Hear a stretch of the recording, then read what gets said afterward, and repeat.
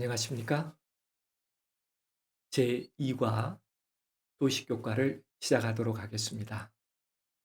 먼저 교과 학습에 참여하시는 모든 분들은 소나마페 TV 교과 방송 안에 있는 토의식 교과 학습 준비를 위한 안내라는 동영상을 꼭 시청해 주시기 바랍니다. 그리고 개인적으로 공부하실 때에도 학습 준비 안내 내용대로 준비하시면 교과 토의 시간에 훨씬 큰 유익을 얻게 되실 겁니다. 각 교회 안식일 학교에서는 각 반별로 적정한 시간에 TMI 활동을 꼭 해주시기 바랍니다. 안으로 밖으로 계속 실행해 주시면 감사하겠습니다. 오늘은 제2과 히브리서의 기별을 공부하겠는데요. 기억절은 참고해 주시기 바랍니다. 이번 주 히브리서 기별은 왕이신 예수님과 그리고 대제사장이신 예수님, 이렇게 예수님의 두 사역에 종합적으로 정리해 보려고 합니다. 히브리서 각 장별 주제로 들어가기 전에 개론적인 이야기로 다루고 있죠. 학습 목표는 그리스도와 사단 사이의 대쟁투 가운데서 예수께서 우리의 공의로우신 왕으로서 의를 옹호하는 측면과 예수께서 우리의 대제사장으로서 속죄의 측면을 함께 보므로 우리를 향한 하나님의 사랑이 얼마나 위대한지를 배우게 되는 것, 그것이 이번 주 교과의 학습 목표가 되겠습니다. 바울은 시련 가운데 있는 신자들의 믿음을 굳게 하기 위하여 히브리서를 기록했다고 얘기했죠. AD 100년쯤 그 당시의 그리스도인들의 어려움을 구약 성경 위경이라고 하는 책의 기도문에 보면 이렇게 기록하고 있습니다. 하나님께서 우리를 창조하셨고 그러기에 우리는 모든 걸 다 주님께 맡겼는데 우리는 지금 압제당하고 있습니다. 당신께서 우리를 장자라고 부르셨지만 가장 사랑스러운 백성이라고 부르셨지만 우리는 그들의 손에 넘겨져 너무 큰 고난과 시련을 받고 있습니다. 어쩌면 이런 마음의 기도가 초대교회 그리스도인들뿐만 아니라 오늘 우리들에게도 있을 수 있습니다. 정말 우리가 하나님의 자녀인데 하나님께서 정말 우리를 사랑하신다면 우리는 지금 이런 시련을 꼭 겪어야 할 것인가 하는 의문이 들 때도 있죠. 자칫 우리 일상에서 받는 불편한 경험들에만 우리의 생각이 머물면, 이 세상의 어려운 일에만 우리의 생각이 머물면 우리는 진정한 믿음의 아름다움을 바라보기 어렵습니다. 다시 말하면 히브리서가 말하려고 하는 것은 어려움에서 그 어려움을 이겨낼 수 있는 그 한 분의 사실을 우리들에게 소개함으로 우리로 하여금 그 믿음으로 세상을 이기게 하려고 이 히브리서를 우리들에게 주어지고 있습니다. 히브리서 기별은 예수께서 우리의 구원을 이루시기 위해 취하신 여러 가지 모습들을 기록해 주고 있는데요. 온 우주를 다스리는 왕으로, 신실하신 중재자로, 원수의 공격으로부터 우리를 지키는 옹호자로, 그리고 우리를 위해 섬기시는 대제사장으로 소개해 주고 있습니다. 이것은 우리로 하여금 보다 더 큰 구원의 확신을 갖게 하기 위함일 뿐만 아니라 우리로 하여금 끝까지 우리의 믿음을 굳건히 붙잡도록 격려하기 위함입니다. 히브리서의 요점은 간단하게 정리하면 하나님께서 예수님을 왕의 아들로 취임시키시고 하나님께서 예수님을 하늘 궁정의 영원한 창조주 되심과 통치권을 가지신 자로 선포하시고 하나님께서 예수님을 보좌에 앉히사 그에게 이 지구를 다스릴 권한을 공식적으로 수여했다고 하는 것이죠. 왜요? 아담과 하와에게 이 땅의 모든 다스림의 권한을 주었으나 사단의 속임으로 말미암아 그 통치권을 빼앗기게 되었고, 예수님께서는 이 땅에 오셔서 십자가로 사단의 권세를 물리치시고 누구든지 그분을 주인으로, 구주로 영접한 사람들에게 이 세상을 다스리고 죄를 이길 수 있는 권리를 되찾아 주시겠다고 우리들에게 말씀해 주고 있죠. 그러므로 사실 우리는 당면한 문제보다 눈을 들어 최종 승리를 보장해 주실 수 있는 분을 끝까지 바라보는 일이 필요하다고 하겠습니다. 그렇습니다. 성경에 나타난 중요한 믿음 중 하나는 하나님께서 예수 그리스도를 통해 그가 다윗에게 허락한 모든 약속들을 성취해 내셨다고 이야기하고 있습니다. 누가복음에 있는 기록들이나 히브리서에 있는 기록이 동일하게 왕으로서 오신 그리스도에 대하여 그분이 어떻게 즉위하셨고 그분은 이 땅에 어떤 일로 오셨으며 어떻게 불리우셨고 그리고 끝내는 하나님의 보좌 우편에 앉으신 통치자로 소개하고 있습니다. 그의 권능과 그의 존재의 어미함을 표현한 내용이 하나 있다면 출애굽기 4장에 있는 이야기입니다. 하나님께서 이스라엘을 장자로 구별하셨죠. 그리고 바로에게 내 자녀들이 하나님을 섬기기 위하여 광야로 나아가려고 할 때 보내라라고 얘기합니다. 바로는 그것을 거부하죠. 그래서 하나님께서는 내가 너의 아들들, 너의 모든 장자들을 죽이리라 하시고 정말 죽음의 사자를 통하여 애굽의 모든 장자들을 죽이는 사건이 일어나게 됩니다.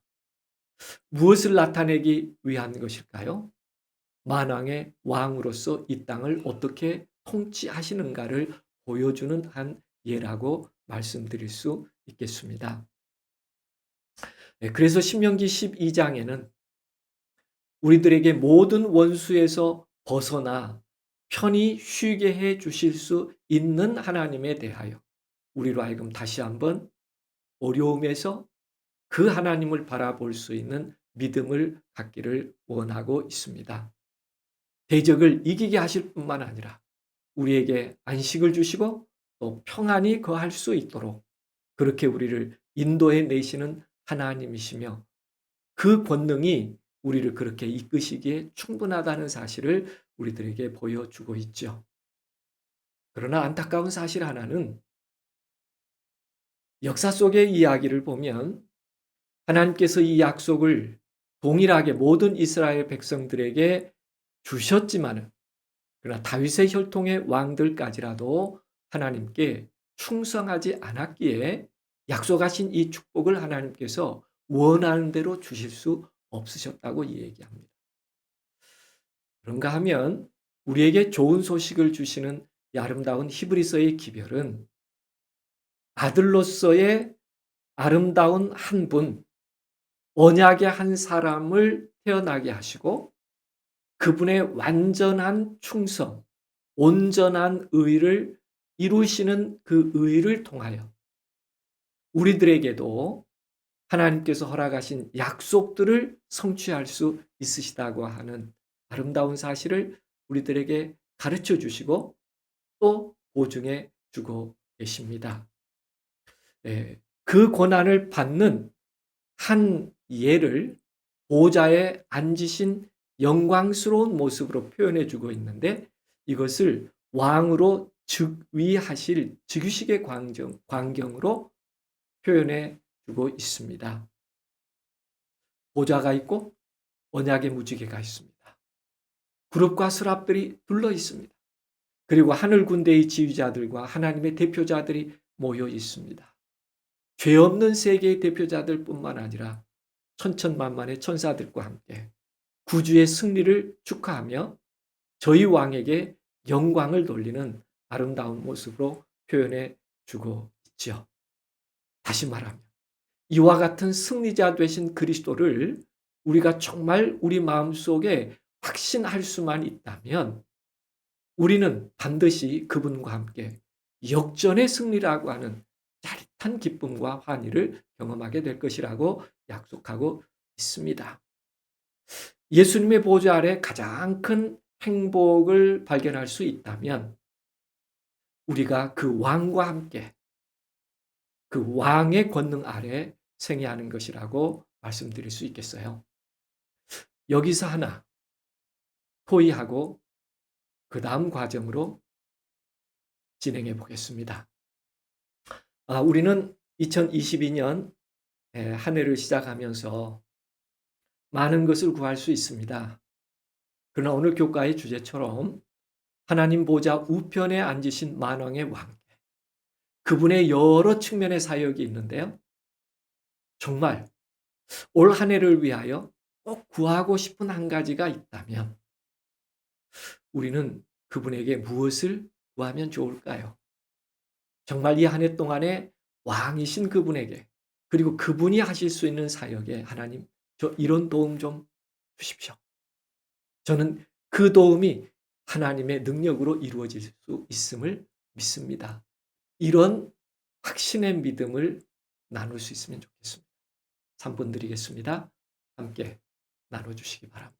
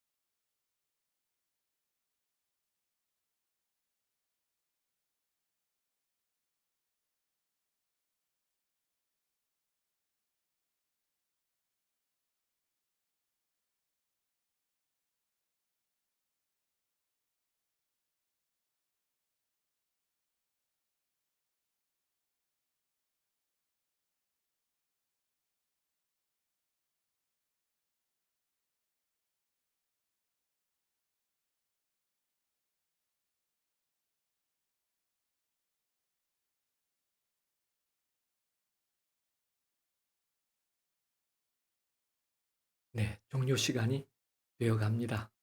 지금 나누시는 대화를 가능하면 종료해 주시면 감사하겠습니다.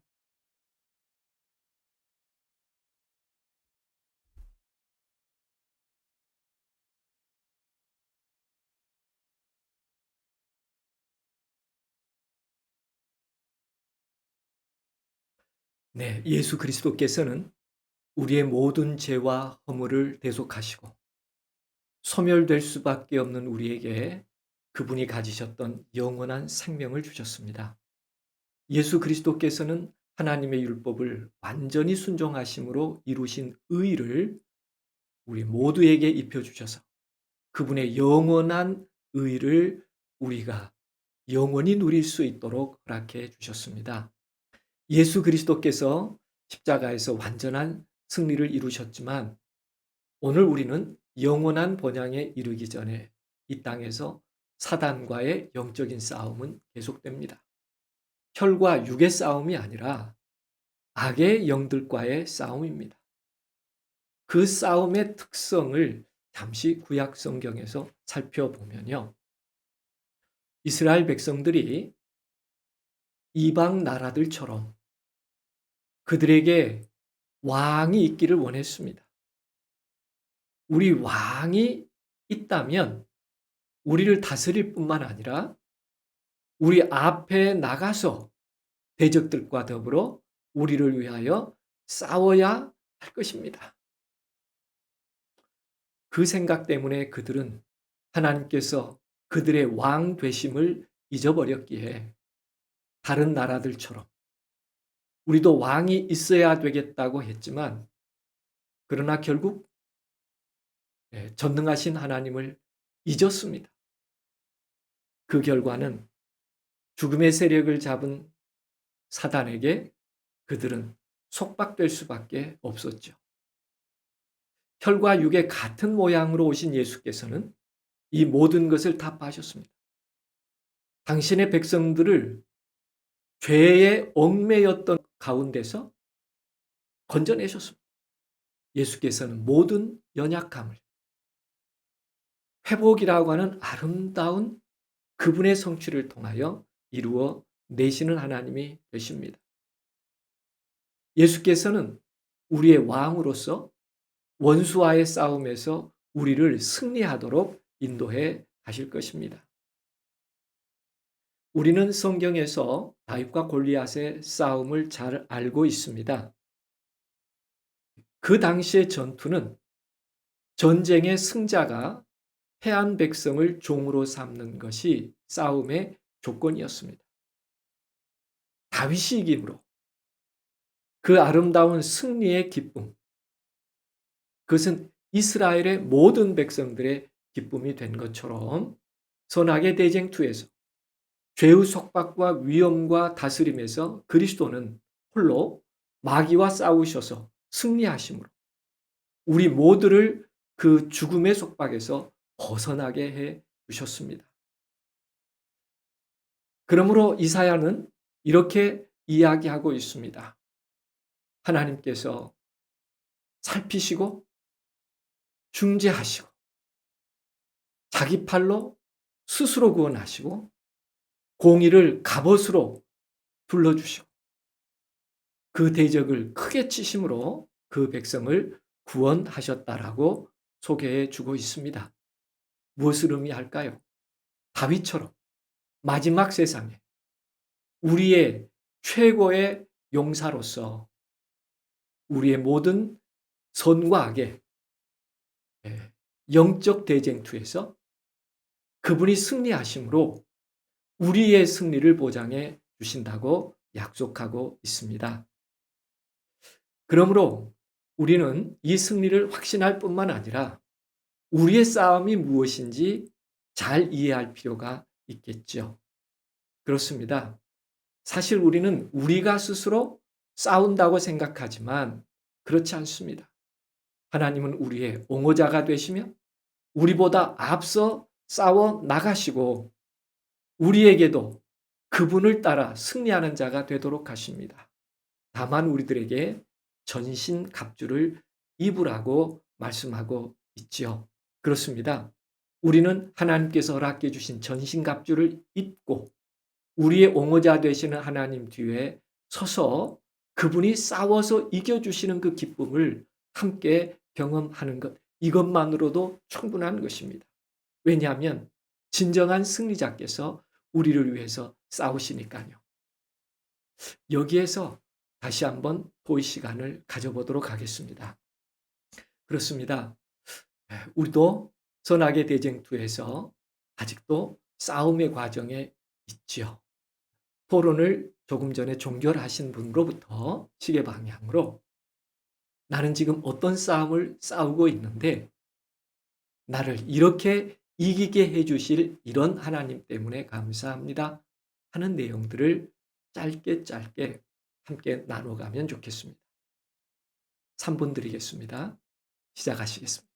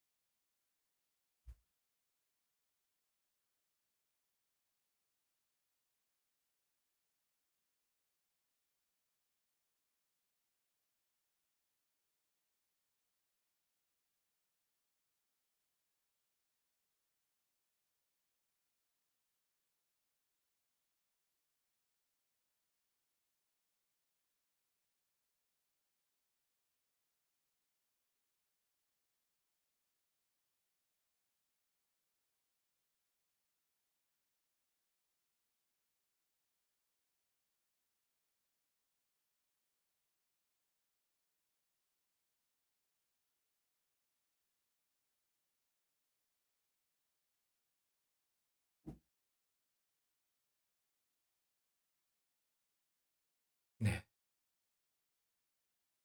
조금 더 시간 드리겠습니다. 지금 말씀 나누시는 분 가능하면 잘 정리해 주시면 좋겠습니다.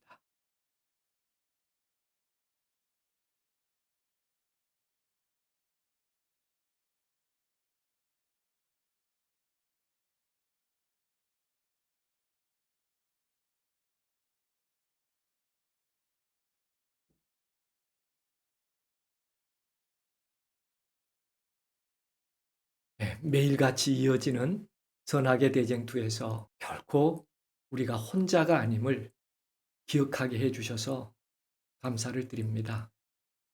허락하신 전신 갑주를 입고 날마다 승리하는 삶을 살게 도와주셔서 감사를 드립니다. 사단과 그의 대리자들이 아무리 교활하게 음모를 꾸몄다 할지라도 하나님께서 그것을 간파하시고 그들의 모든 계획을 허지로 돌아가게 하실 수 있으시기에 얼마나 감사한지 모릅니다. 오늘도 그 승리자와 함께 선악의 대쟁투에서 승리할 수 있게 되기를 간절히 원합니다. 히브리서 5장과 7장의 내용, 예수님의 두 번째 역할을 요약해 주고 있는데요. 그분이 우리의 대제사장 되신다는 사실을 말해 주고 있습니다. 약속된 다윗의 혈통의 왕인 그가 영원히 멜기세덱의 반차를 따르는 대제사장이 될 것이라고 약속한 것입니다. 사실 제사장들은 레위의 혈통에서 대대로 나왔습니다. 그러나 우리를 위해 대제사장이 되어 주신 그리스도는 레위의 혈통에서 이어진 것이 아니라 멜기세덱의 반차를 따라 제사장으로 부름을 받고 우리와 함께 하신다는 사실을 우리들에게 가르쳐 주고 있습니다. 다시 말하면 제사장이 하는 일은 백성들의 죄를 위한 희생 제물을 드리는 일입니다.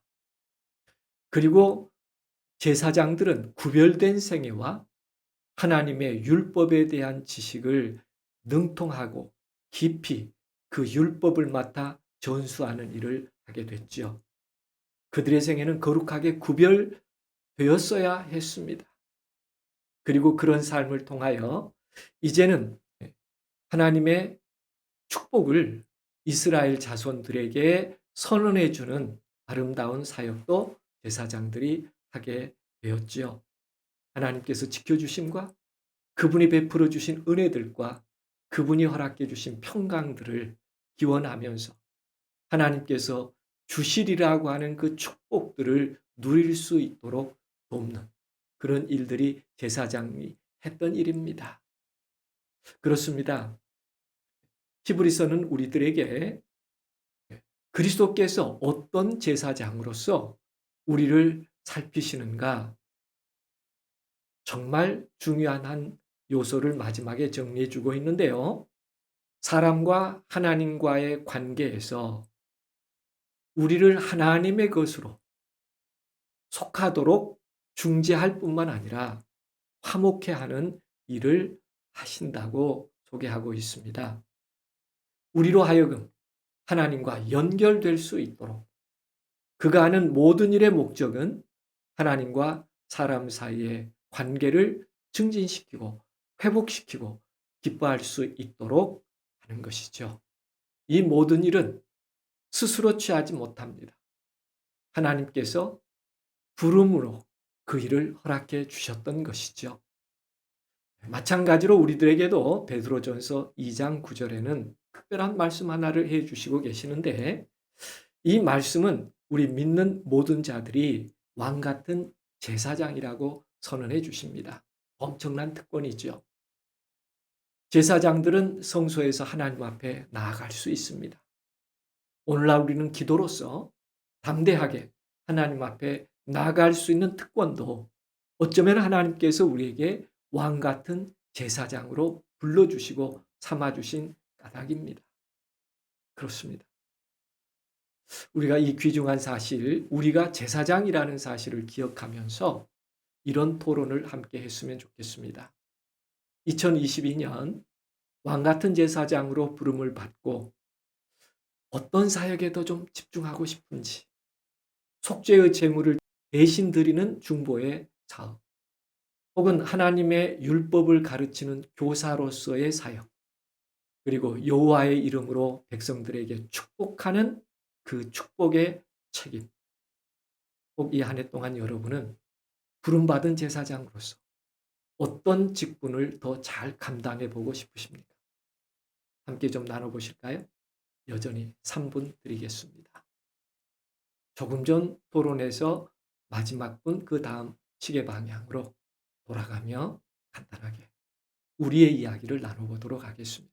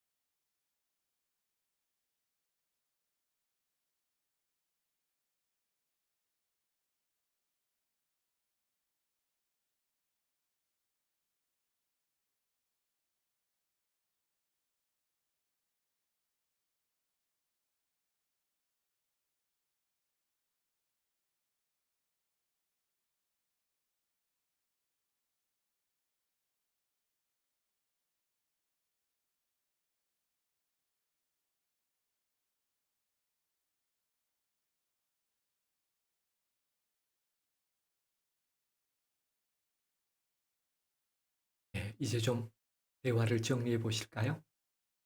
네.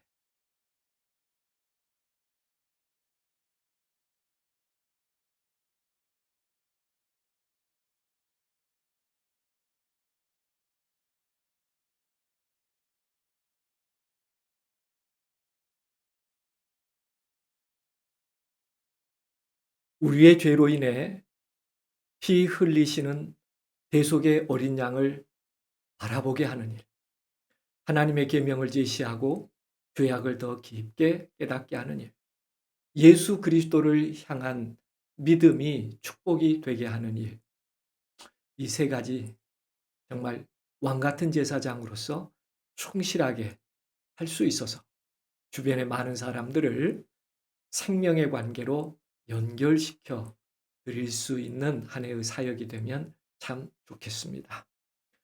히브리서 8장에서 10장은 중보자로서의 예수님을 소개하고 있는데, 옛 언약은 동물의 피로 드려진 언약이었고 사람의 양심을 깨끗하게 할 수 없었습니다. 그러나 예수님의 피는 양심을 깨끗하게 할 뿐만 아니라 그 깨끗한 양심으로 하나님 앞에 가까이 나가게 합니다. 그렇습니다. 우리의 위대한 대제사장 되시는 예수께서는 우리를 깨끗하게 하실 뿐만 아니라 돌 같은 마음을 제하시고 부드러운 마음으로 변화시켜 주시며 우리를 새롭게 창조해 주시는 하나님이라고 약속하고 있습니다. 그러므로 이 한 해 동안 우리는 거룩한 부르심에 따라 의의 옷을 입고 왕 같은 제사장 직분을 감당하며 시련의 성도들을 그리스도의 축복으로 채워가는 믿음을 갖도록 도와야 할 것입니다. 우리는 정말 예수 그리스도의 새 언약으로 이루신 승리를 확신하면서 그 위대한 믿음과 모본을 나누고 있을까요? 그렇게 하기로 결심하신다면 약 30초 동안 마음의 헌신의 기도를 하나님께 드리며 마치겠습니다. 다시 한번 여러분의 믿음을 하나님께 승리자 되시는 왕과 우리의 모든 아픔과 우리의 죄들을 대속하시는 그리스도에게 의탁하면서 약 30초 정도 오늘 교과의 내용을 마음에 담고 헌신하는 개인 기도를 드리도록 하겠습니다.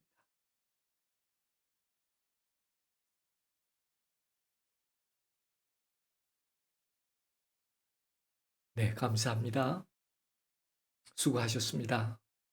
다음 안식일에는 제3과 약속된 아들에 대해서 함께 명상하는 시간을 갖겠습니다. 참으로 수고하셨습니다. 행복한 한 주간 되시기 바랍니다. 감사합니다.